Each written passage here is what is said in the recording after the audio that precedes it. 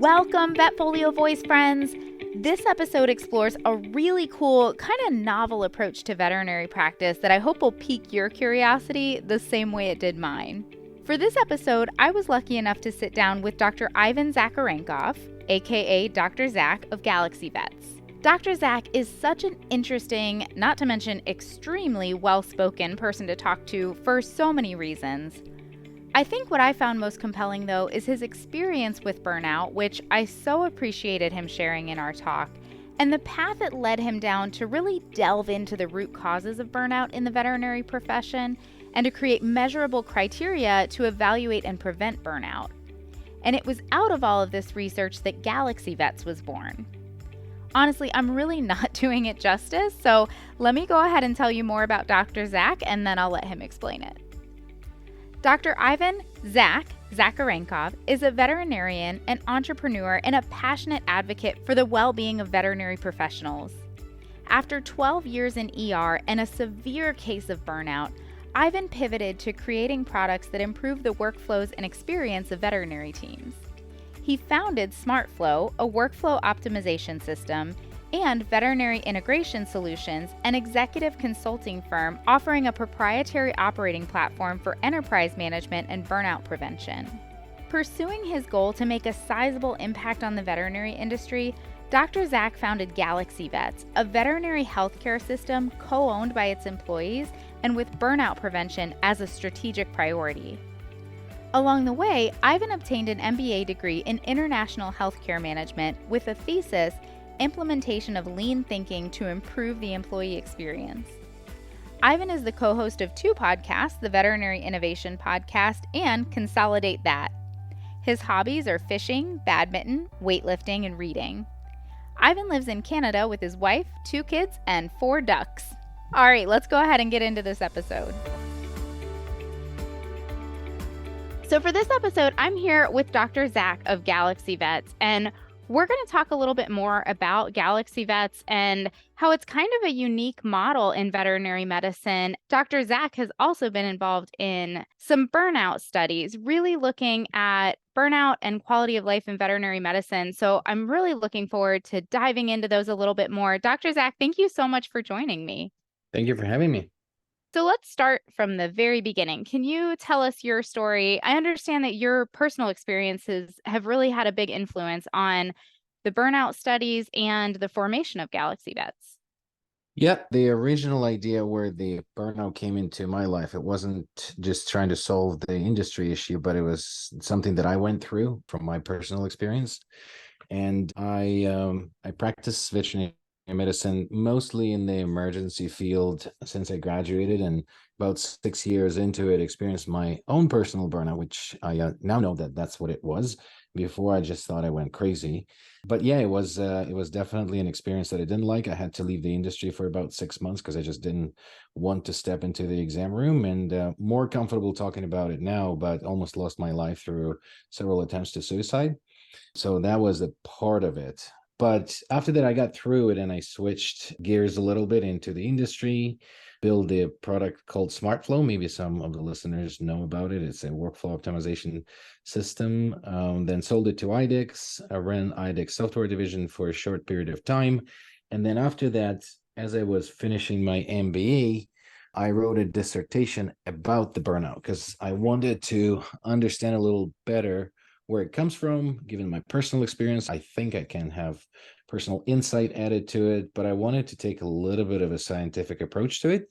So we ran a first study as a part of my dissertation on understanding how burned out the industry is. And then we found some sort of findings that we didn't expect to find, but as we started to slice data, we understood that the younger vets burn out more than the more senior ones, then the technicians are more burnout than the vets. So we decided to repeat the study now every year, and then we always measure the burnout overall in the industry, and then in parallel we ask more questions so we can then interrogate data and understand what are the factors that influence that. So that's my long answer. I guess I didn't pack Galaxy Vets into it. Using that dissertation, I decided to build a consultancy company that I was trying to bring a little human on the dark side of corporate medicine. And I wanted the corporate medicine to run organizations with people in mind, therefore preventing burnout. But I wanted to show the economic value of it. So they understand it's not just sort of, let's save the vets, but it's actually, when you care about people, it improves your top and bottom line. And I've done that for about 4 or 5 years, got frustrated because I was getting not a lot of traction behind it from the corporate groups. And we decided to build one that will actually deeply care about the burnout. So Galaxy Vet is it. It has employee ownership component. And our main purpose of the organization is decreasing the burnout in the veterinary domain. I've heard that story before, just, reading about your story. And then we've talked about it briefly when we were getting ready to do this episode. And whenever you talk about it, you just have my rapt attention, where it's such a human progression, but also such a logical one, where you took, a really scary situation and you turned it into something very productive. If you're comfortable with it, can I go and touch on something you said in the very beginning of your answer there, where you said, I was burnout, but I thought I was just going crazy. Before we go further into these burnout studies and what you found, are you comfortable talking about that a little bit, in case maybe we do have listeners, since we know that burnout is so prevalent in the industry, who could be experiencing burnout, and maybe they are having the same experience you did of going, am I just going crazy? What was it that really made you realize, oh, I'm burnout. This is what the problem is. I'm not just going crazy here. So unfortunately, it was post factum. So I didn't know that that was a burnout. I actually just thought that I had a mental disorder of a different kind, which I think burnout is a part of it. And I just, with deep depression, that's what I thought it was. And I consulted with the psychiatrist and hated everything about my life in the workplace and outside of the workplace. And unfortunately, it is brought on by the workplace and not necessarily with the amount. That's what a lot of people confuse. They confuse the amount of work with the burnout. It's only one of the components. There are several components to burnout, and working a lot is only one of the 6 main triggers that are described in literature. But also, I became quite indifferent to what I do, didn't want to be at work. And the big difference, I guess, Maria Holowachuk explained it to me, which the difference between the compassion fatigue and the burnout is that compassion fatigue can go away by taking a little bit of rest, taking a vacation, and you can get out of it. Burnout is quite a situation from which vacations don't help, and you really need professional help to get out of it. So that's, I think, kind of the pathognomonic thing about it. You're not getting rid of it, even if you took vacation or, took days off, and you carry it home with you. You just become really disconnected from everything that you do. You feel underappreciated. You feel like you work too much, but there's no purpose to it. And you become quite cynical and disconnected from patient care. And you feel like, you don't care. That's what it sort of feels like when you're in it. But I did not realize it at a time. And then one of the initiatives that I'm involved in, it's called Vets in Mind. There's an app. It's a UK project with a number of people from there and from the industry. And you can actually self-diagnose. And that app, it's absolutely free for vets. So you can download it, and there's survey that you can do of yourself and differentiate between anxiety, depression, burnout. And then there's resources that you can access. Thank you so much for sharing all of that. And I love that you take such a holistic approach here of your own personal experience, but then, like you're talking about, there's a very scientific component here of what's described in the literature and how all of this comes about and what it takes to move to either prevent it or come out of it if you are experiencing burnout or compassion fatigue. So let's get into that a little bit more. Can you tell us a little bit more about the burnout studies, some of the key findings that you did see in conducting these studies? So the first year my main goal was to actually find out whether we are burned out. You hear all the suicide incidents in the veterinary field, and you're thinking, that's terrible. But I was thinking, is it truly sort of a pandemic, if you will? Is it something that is affecting the profession, or is it more like a shark attack? You hear about one and it sounds horrific, but then if you look at the statistics, it's not that prevalent. So that was something I was questioning myself, and just understanding, is this the issue that we're truly having that needs to be addressed? That if it's just when it happens, it's terrible. And we applied the Professional Fulfillment Index survey, which is a simple survey of 16 questions, but it was designed in Stanford, and it was tested against the previously standard survey to assess the burnout designed by Christina Maslach, which was called, I think it's called BMI score. So we used this Professional Fulfillment Index. We got a permission from Stanford, and we ran I think the first study was about 1,500 respondents throughout the profession, different professionals. So the veterinarians, the technicians, the managers, the assistants, and we asked them questions whether they work for corporate, whether they work for private practice, whether they work for academia, small animal, large animal. So just various questions, and certain things came out very interesting. In the first study, one interesting thing was that the younger vets burn out, and essentially they have zero burnout right out of vet school. And within the first 1 to 5 years, they burn out, and it's significant. So it's not just a shark attack. There is a significant prevalence. And it turns out that we are, as veterinarians, 4 times more likely to commit suicide than any other profession. We surpassed the dentists about 4 to 5 years ago, which used to be the most suicidal profession. And it left us any research with more unknowns than knowns and more questions, which I felt that this is how research should go. And then we have more questions. So further from that, so then we started building hypotheses. Well, why the younger vets, and why, certain things happen to certain groups? And then we started adding groups and different slice of data. So in the second year, one of the things that I have a theory about is that it's a lot to do with the goal setting. And for veterinarian, it's almost like, I don't want to compare it in this way, but it's almost like breeding. We breed, certain dog breeds for their traits that we want to see in the particular breed, but then we bring along the conditions that we didn't anticipate. So I think that the selecting process of veterinarians leaves us with a group of people that are more susceptible to burnout. They're all type A personalities, overachievers, and perfectionists. And then along the way, I think it brings a lot of stress onto these people. And the goal setting component is, for the most people that I know, that you ever tell I'm a veterinarian, everybody says, I also wanted to be a veterinarian since I was 10. Whether people succeeded or not, it's a different story. But those that did, it's people that selected their goal in life to become a vet when they were 10, 15, maybe, I don't know, somewhere early in life. And it's a 15 to 20 year journey to actually become a veterinarian, with a lot of selection process along the way. So it's people that are so goal-oriented for their entire career. And when they arrive to that diploma and the graduation, when they get out in the field, the goal is over. And there's just nothing ahead of them, because becoming a vet is a very structured path and it's well known. But then when you become a vet, you don't have a goal. And then you feel like this is it. And you don't have to study anymore. You just need to do what you learn. And my hypothesis was that that's a part of it. If people set goals, and it's well known in positive psychology world that setting goals, personal goals outside of veterinary industry, anybody, is part of the well-being. And we tested that hypothesis in the second year. And it did turn out people that set goals are less burned out. So that was interesting.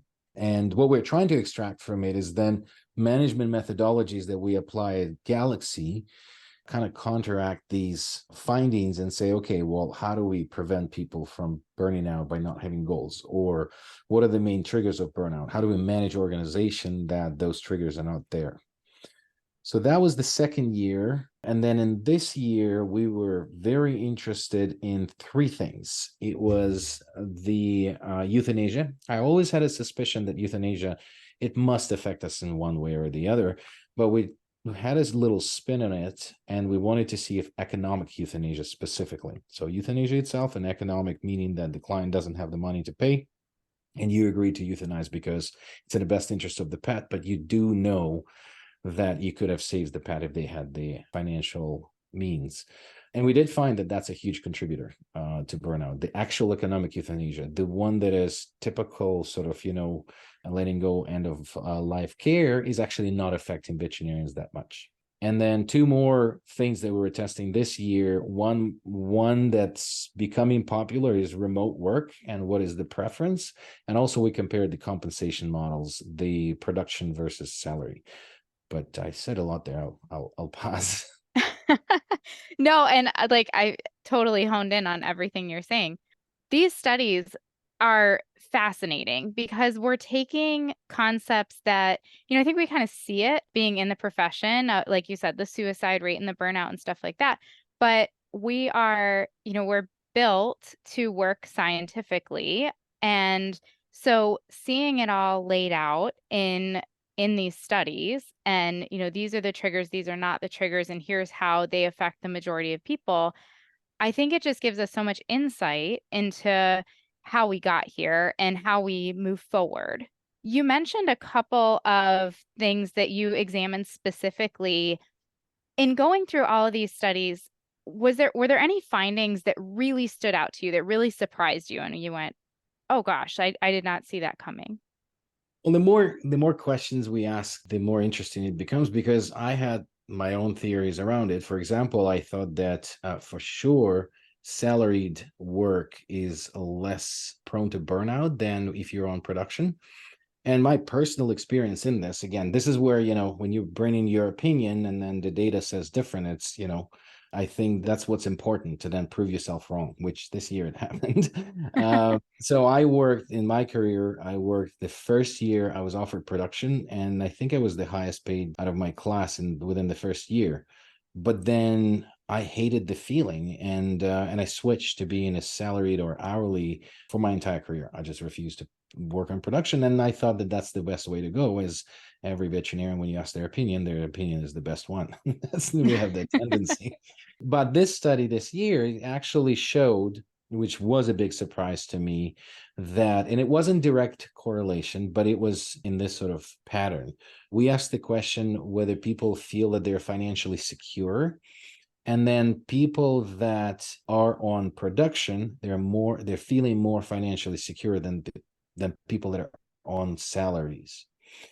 And then on top of that, there was a correlation that people that feel more secure about their future, they're less burned out. So therefore, we made an inference that people that are on production are actually less burned out, which contradicts every study in human healthcare that are out there, because there's many studies that show that people on production are more burned out than salary. So go figure. But that's, the minimal data that we have. But now I'm looking back at it and thinking, maybe there is a component of motivation that drives people and they're more involved. But I don't have an answer why. Maybe that's the next year's study to find out why. But that was an interesting finding. That is interesting. Did you look at like the production models at all? For example, like a negative accrual model versus a base salary with a bonus on top of it? We didn't go to that detail. I just think that's very unliked by anybody in their contracts, such just like non-competes and things like that. So we didn't dig that deep, but I think that negative accrual, I think, is just a bad management practice in HR. So, but we Sure. didn't. Sure, absolutely. That is surprising. I would have agreed with you that maybe salary would be the way to go. So that is an interesting finding. And, we're touching on some other things that are raising more questions, which I think is the sign of a good and necessary research focus. So what do you see for the future for the burnout studies? I don't know if we have good hypotheses formed yet for the next year, but every year we'll do the same thing. We'll do it once a year. We'll take about a 2,000 people slice, and we will always measure the burnout in that group, and then we'll ask additional questions.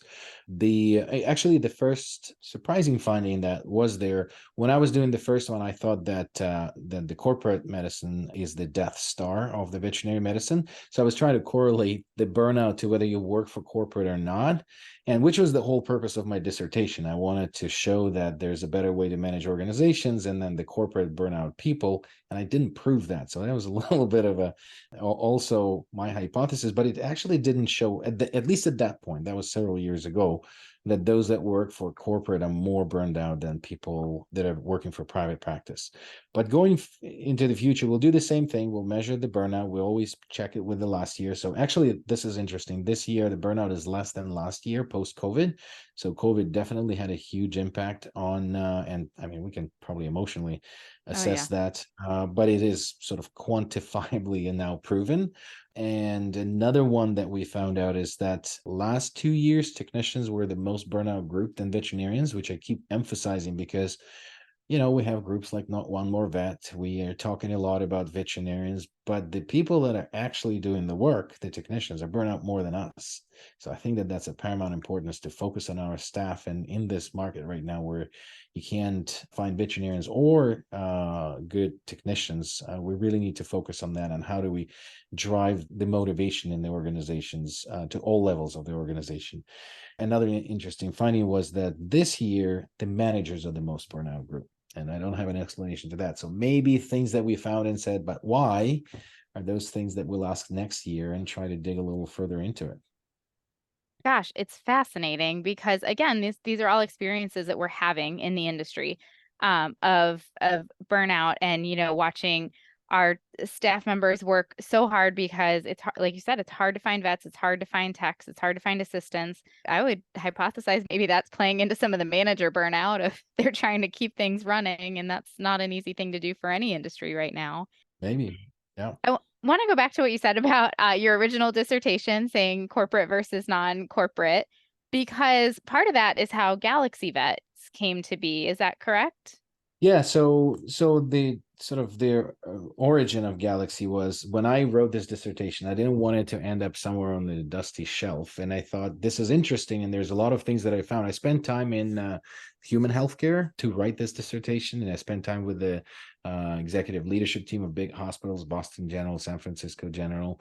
And I learned a lot from them. So I wanted to bring that into vet medicine. But if I were to go around and try to sell each individual private practice on it, it would be an uphill battle. So I thought that maybe if I'll bring in the tool to the industry that affects the P&L, it'll be interesting to bigger groups. But I thought that I saw it in the big settings, like big organizations where you deploy a management strategy and you can deploy through several layers of organizations. There's a big impact.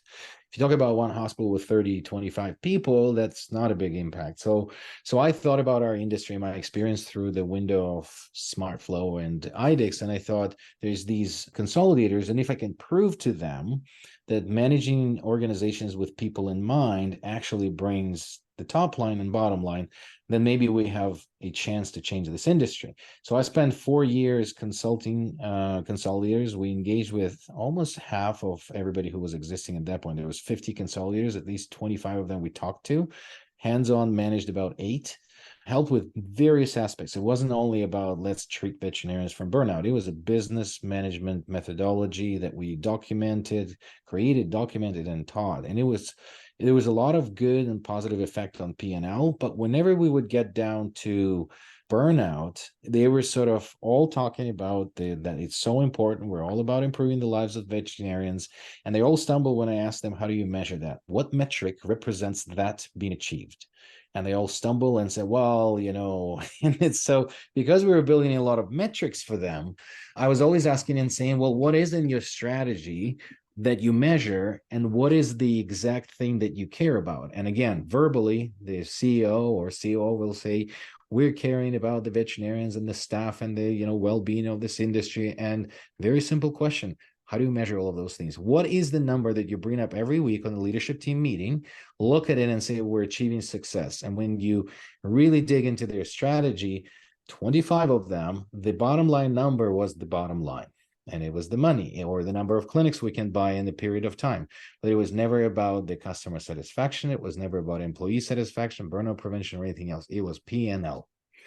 So I got really frustrated with it. And I said, if we can't teach them and nobody cares, let's build an organization that truly cares about it and that has the metrics that we will be meeting weekly and looking at that represent all of these things. And that was sort of the idea, looking at 25 different organizations.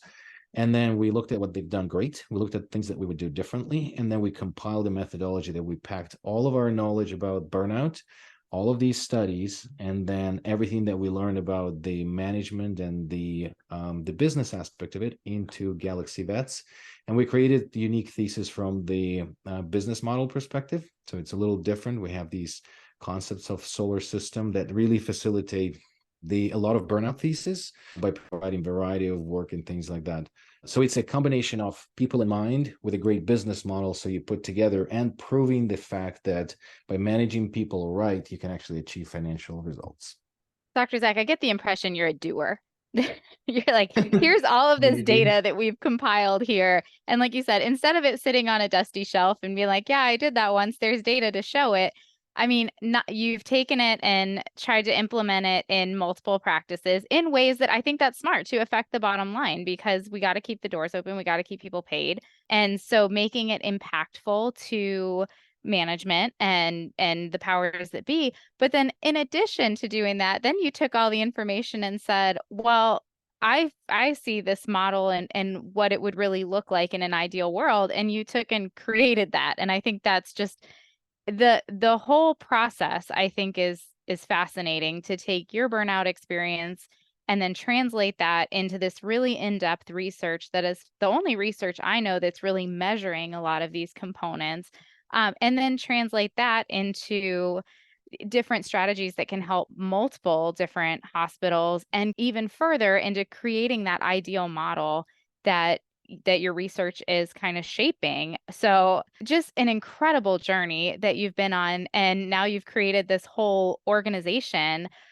Tell us more about the end product here. What is it about Galaxy Vets that really makes it unique and how is that research being implemented? Well, thank you for those comments. And it's, if it was all intentional, that would be brilliant. But you only connect the dots looking back, as Steve Jobs said. So That's the best way to do it though. Like if it was intentional, it wouldn't have gone, as I would probably avoid burning out. sure. I would probably avoid many things in my career path if I looked forward and knew that this will happen. Only looking back, I would say, okay, this is why this happened. But That darn crystal ball that we've been searching for our whole careers. exactly. But so there's a couple of interesting things about Galaxy Vets. First of all, the model of medicine is locally vertically integrated, what's called. So essentially, we're putting together what I've seen with other organizations. So a lot of taken from Mars and from they have component of the specialty practices through Blue Pearl. They have Banfield, there's a GP component and AVC and VCA, and then they have Antec as a lab. But I thought that could be a good model locally integrated and build with intention. So instead of trying after you have these pieces, put them together and integrate, but rather be intentional and say, let's partner with the clinics in one particular location, 7 to 10 of general practices, and then build an ER or an urgent care in the middle that will actually service these GP practices. Because buying ER is very difficult. 75% of the ER practices are acquired in the United States. So it's very difficult to build this hub and spoke concept. So, but partnering intentionally with the GPs and then building an urgent care in the middle and then adding a lab to it so you can save costs on running your own lab work. And then essentially you're providing the full spectrum of services within one system. You don't just have GPs and then you send them to Mars or to MedVet, or you don't have just the ER and you don't have the component where the source of these patients coming through. And then when you're doing the lab work, it's it's easy to do basic lab work. So hematology, biochemistry, endocrinology, you don't have to have robust lab. We wouldn't do microbiology and histopath. There's great labs that do that, but just to cut the cost, you can do that. And then also overarching telehealth platforms. So essentially, you're adding and opening up the four-wall medicine to the telehealth. Now, there's probably everybody starts immediately thinking about all the VCPR laws and everything around it. And yes, we're aware of those, and we did a big research.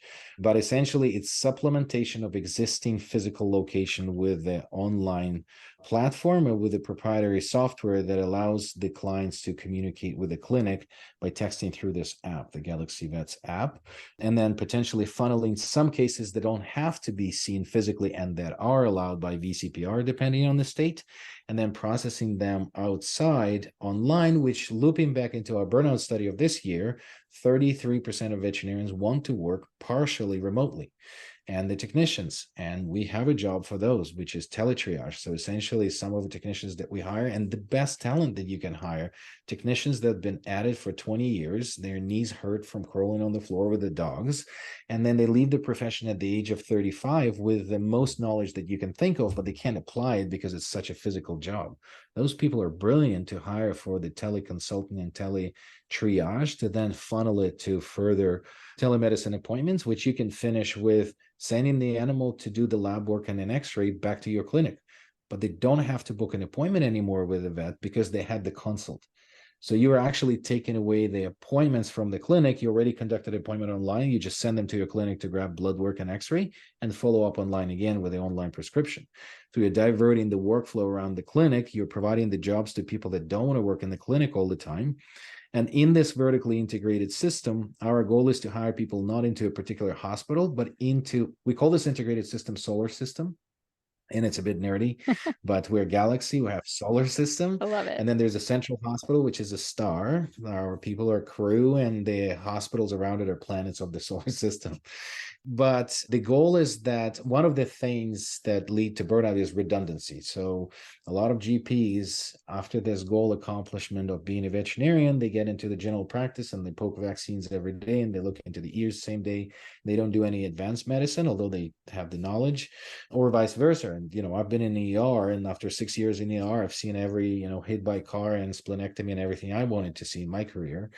So variety is a big component of burnout prevention. So what we want is the vets to be able to work, if I want to, 1 shift in ER, 2 shifts in GP, and then I just had kids, so I want to be 2 days at home working from home from my office. And we can facilitate that.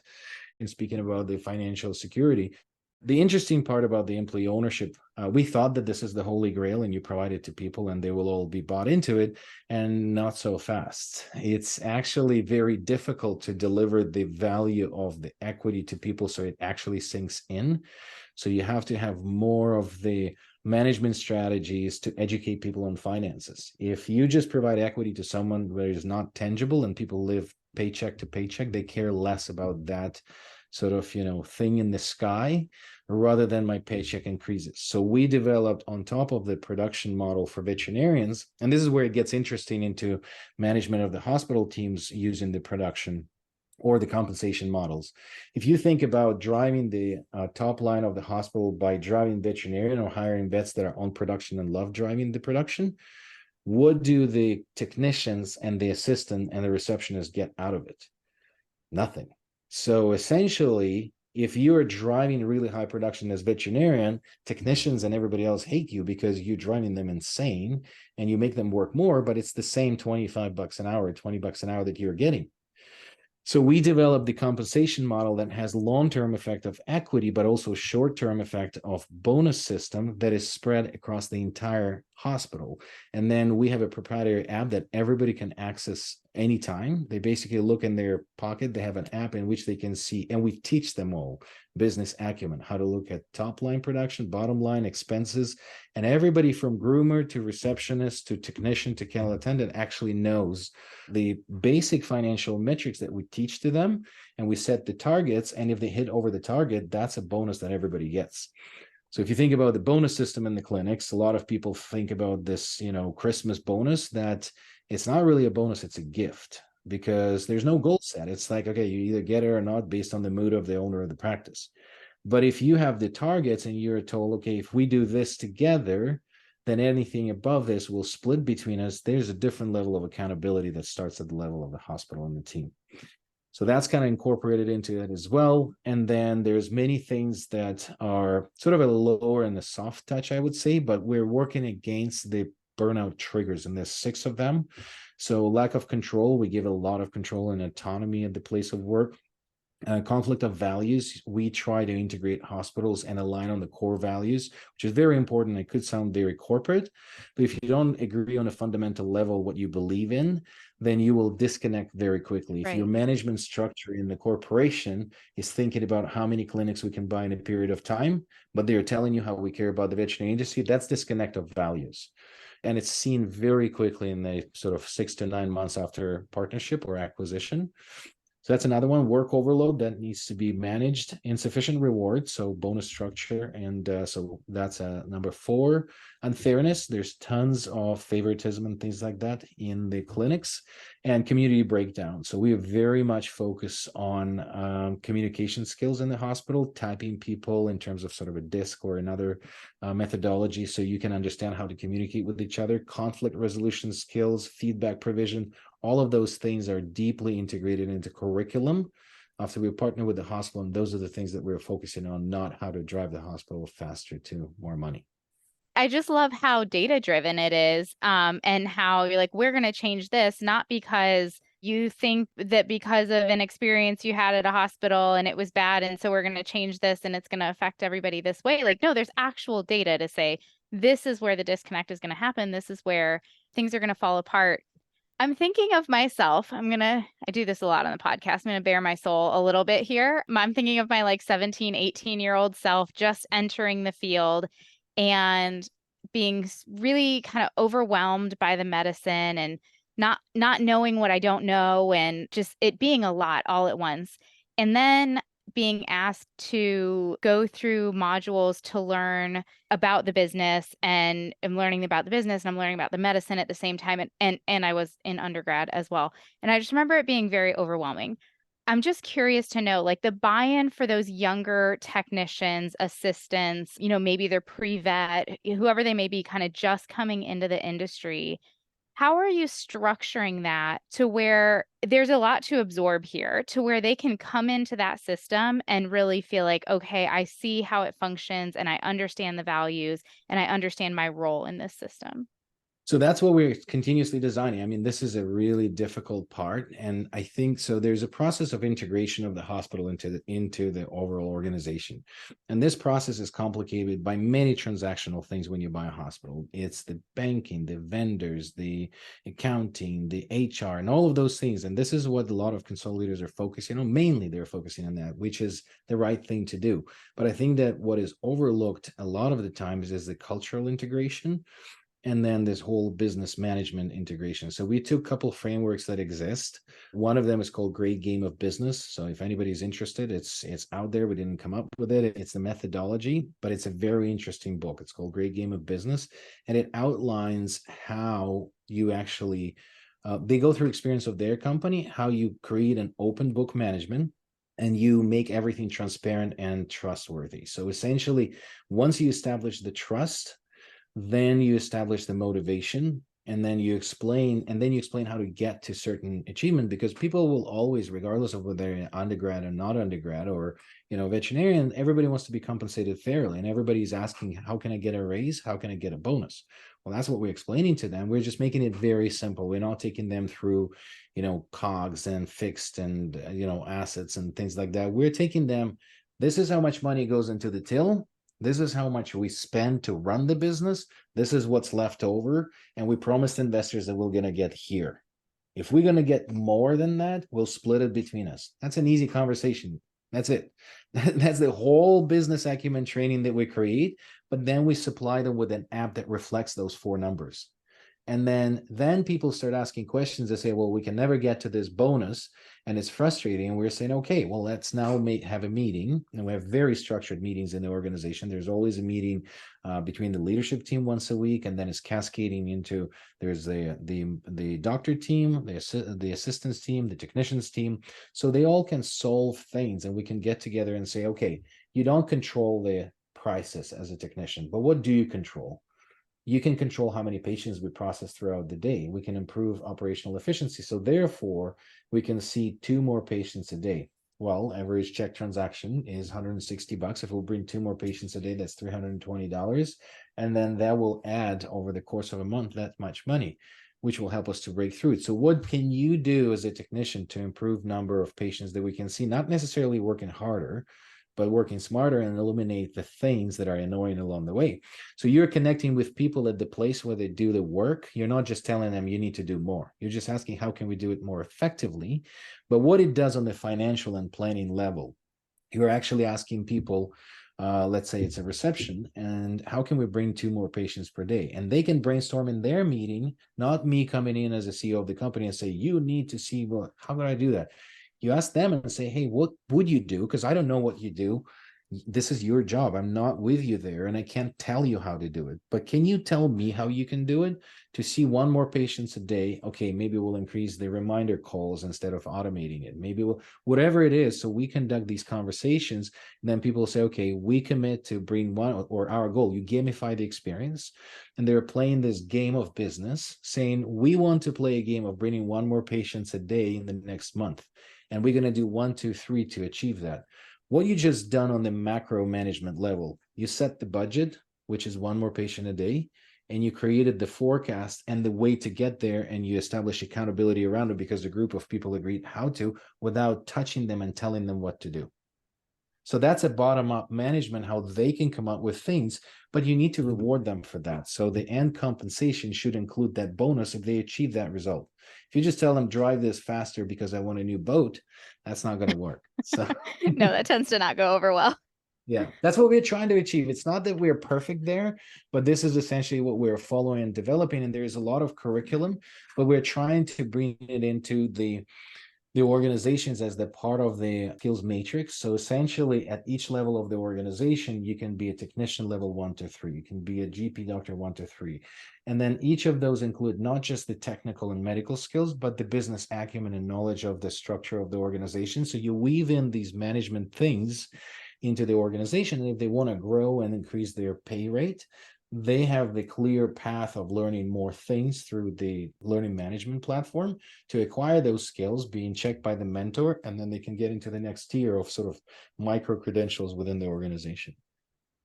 So, like you said, bottom up management and open books management. It sounds like you're creating a lot of employee buy in with that type of a model to say we're focusing on these individual jobs, on the CSRs, on the managers, on the technicians, on the assistants, on the different levels, and creating this model where you can grow in whatever aspect of the organization that you thrive in. That's kind of where you want to be. It's really cool, like such a neat concept. I guess, are there any concepts that you've tried or any ideas that you've tried to implement where you thought this is going to work great and then it didn't work out? Employee equity. That's a big one, because so when we thought about it, I thought that was brilliant. Let's just do this. And we had hard time finding investors sign up for this, but this is the line in the sand. We want to provide equity to employees. But when we got to actual management, people are not motivated on a day-to-day basis. As much as you tell them you're owners now, it actually didn't do what we thought it will do. And then what we did, we found a wonderful organization. It's called NCEO, National Center of Employee Ownership. And I met the founder, and it's a huge organization. It's like a little cult within the business, I call it, because it's people that are passionate and understand the value of employee ownership in their organizations. But it's a hard work to deliver it. It's not just you give them equity and tell them you have shares, number of shares X. It's the main thing actually in what they found. How do you motivate people to understand that they're owners? How do you make someone feel like an owner? And it turns out if you give them equity and tell them that they have it, it doesn't do the trick. So one of the most important things, you actually allow people to make decisions and you allow them to drive ideas. And that's another wonderful book, if I can advertise another one. It's called Ideas Are Free. And in the organizations, basically, there's tons and tons of ideas that come up from the frontline staff. Only the reception can tell you that printing out this piece of paper never helped anybody, and we're shredding it and we're just losing ink and paper. But then at the level of the manager of the hospital, you'll never reach that level. So you motivate people to submit and implement ideas, and you get out of their way and you let them to do it. And then they own the process. So if I tell you that in order to see the patient, you need to check them in, sign here, write on the travel sheet that they need this medication, create a treatment sheet, admit, I told you how to do that. When you go and say, hey, we have this process, do you find anything that doesn't work in it? People immediately will tell you that this is stupid, this we hate doing, and we don't know why we're doing this, but we've always been doing it this way. So my experience from implementing SmartFlow, we've put it in 650 hospitals before we sold it to IDEX. I was always coming into the hospital or doing presentation online, and I would just say, hey, can you take me through and through when you admit the patient to the time you discharge the patient, and tell me what things you would like to change. And people would come in and exactly point out every single step of the inefficiency. And then I would turn back to them and say, okay, well, we're going to put SmartFlow in, and it's going to facilitate all of the things that are useful. And we're going to throw at things that you said that are not useful. And they all thought that we were geniuses of the workflow, but we were not. We were asking them how to do it. But then from that point, they own the process and they love it because they know that I created this and I will follow this because I created this. We had this interesting, I always give this example of management in Boston General Hospital in the ER department. They had a problem of every patient coming in. It says, before you enter the bathroom, it says, do not void before you see a doctor. And then everybody would pee before they see a doctor, and they would never have a urine sample. And then they had a Hispanic, a newcomer nurse that was working there, and she said, can we change do not void to do not pee? Because I'm a foreigner and I don't understand the word void. So then they changed the sign. She owned it. That was her sign. And then everybody started submitting sample. People didn't understand what void means, but she owned the process and they let her to do the change. And then she was proud of it because she made a change here. So in the employee ownership, the most important thing is not to give equity, but to show people how do they influence to increase the value of the equity. So by improving the processes at the place where they work, then they feel that we're getting to the frameworks, how to motivate all of that. That makes a lot of sense to me. Again, I'm thinking of like my 18-year-old self coming into the field. It probably took quite a bit past when I first entered the field to where I would truly see the value in equity. Like probably through vet school and everything like that. If you were like, we're going to give you equity, I'd be like, cool, I got to figure out how to be a doctor right now, and I'm not worried about that. And I think in a lot of areas of veterinary medicine, money might not be like the biggest motivator, but like you said, the ownership of those processes and then seeing the benefit of that ownership financially, that fits perfectly in how my brain works. So it makes a lot of sense that would be a really successful management strategy. And Dr. Zach, I want to sit here for like another hour and continue to pick your brain about Galaxy Vets and the burnout studies, because all of this, I think what's drawing me in so much is how data driven it is. But unfortunately, I do think we probably need to wrap up our conversation here. I hope we can have another one, maybe as more of these studies come out. Thank you so much for joining me and for going through all of this, for sharing your personal journey. Are there any final thoughts you want to share as we wrap up? Well, thank you for having me. And yeah, I just encourage people to follow our studies, follow Galaxy Vets, and see what we're creating. I'm more than happy to make mistakes along the way. And I think that was the biggest learning in my career. And we're trying it. We have the best intentions, and we're trying to create an environment in which is burnout free, but everybody's also successful. So please follow us. I think that's my only ask. And I'm happy to have another conversation. And thank you for having me. Very cool. Thank you so much for joining me.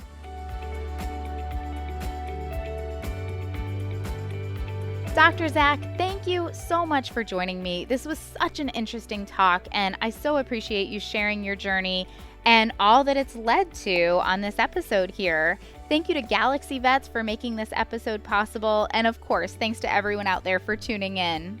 For more episodes like this, click on the Education tab on the VetFolio website. As always, we'd love to hear your input on this talk, as well as ideas for topics you'd like to hear from us in the future. Feel free to reach out to me at dvm@vetfolio.com. You can also visit my Facebook page at Dr. Cassi DVM, and you can find me on LinkedIn. And remember, if one animal is better off because of you today, it's a great day.